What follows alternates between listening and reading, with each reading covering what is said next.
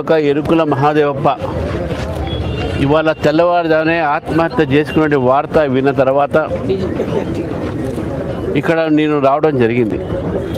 పొద్దున చాలామంది స్థానికులతో నేను మాట్లాడాను, కార్యకర్తలతో మాట్లాడాను. వాడు కుటుంబ సభ్యుల దగ్గర పోయి అసలు ఏమైంది కనుక్కోమని కూడా చెప్పడం జరిగింది.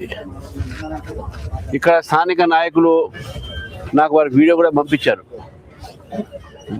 వారి చనిపోయినటువంటి ఒక భార్య ఆమె స్పష్టంగా చెప్పింది, ఎలక్షన్స్ ఉండగా నేను ధీమాతో గెలుస్తున్నాను, ఆ గెలుపు తప్పకుండా నేను గెలిచి ఈ యొక్క వార్డుకు పనిచేస్తాను, సేవ చేస్తానని చెప్పి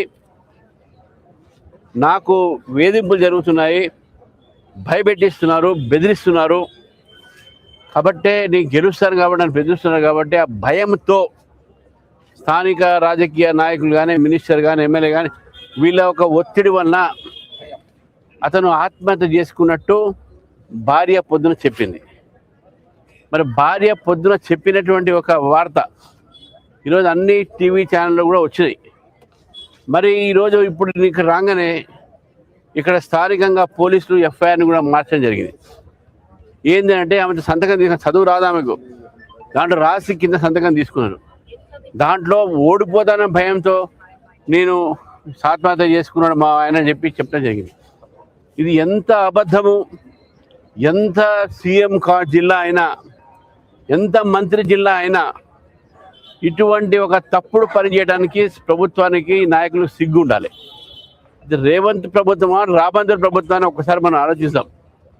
ఇది ఆత్మహత్య కాదు, ఇది హత్యగానే మేము భావిస్తాం. పోలీసులు కూడా చెప్తా ఉన్నాను నేను, మీరు నా చట్టపరంగా మీరు పోకపోతే తీవ్రమైనటువంటి పరిణామాలను మీరు ఎదుర్కోవాల్సి వస్తుంది. మీరు కార్యకర్తలు గారు, మీరు గవర్నమెంట్ జాబ్స్, గవర్నమెంట్ ఉద్యోగస్తులు, మీరు ప్రజలకు అందరి రకాలుగా మీరు సహకారం చేయాలి.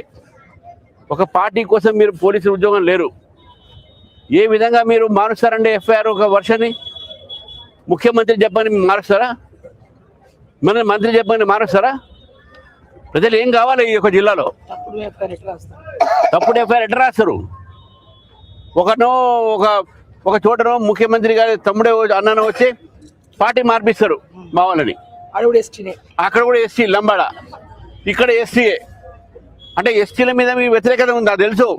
ద్రౌపది ముర్ము మీద మీరు ఏమేమి మాట్లాడుతున్నారు, కానీ ఈ రకంగా ప్రాణాలు తీసేటటువంటి ఒక వ్యతిరేకత ఎస్టీల మీద ఉందంటే ఏం చెప్పాలి?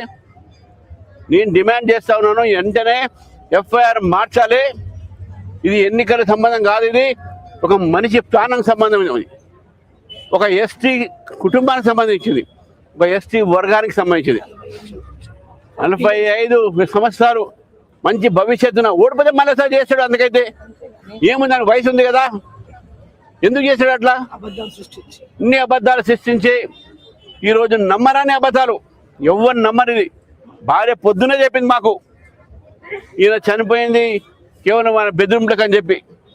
అంతకుముందు కూడా బెదిరించి తీసుకోపోయి కాంగ్రెస్ షాల్ కప్పాడు మీద పారిపోయి వచ్చి, లేదే నేను బీజేపీ నేను బీజేపీ చేశాడు. కాబట్టి నేను డిమాండ్ చేస్తా ఉన్నాను, పోలీసు వారిని, ఎస్పీ గారిని చెప్పేసి మీరు రావాలి, ఇక్కడ ఎఫ్ఐఆర్ మార్చాలి. అప్పుడే ఎలక్షన్ కమిషన్ కూడా మాట్లాడుతున్నాయి. ఇప్పుడే రేఖా శర్మ గారు, మా ఎంపీ గారు వారు పోతున్నారు. పోస్ట్ మార్టం జరగాలి. హ్యూమన్ రైట్స్ కమిషన్ ఇప్పుడు వస్తుంది.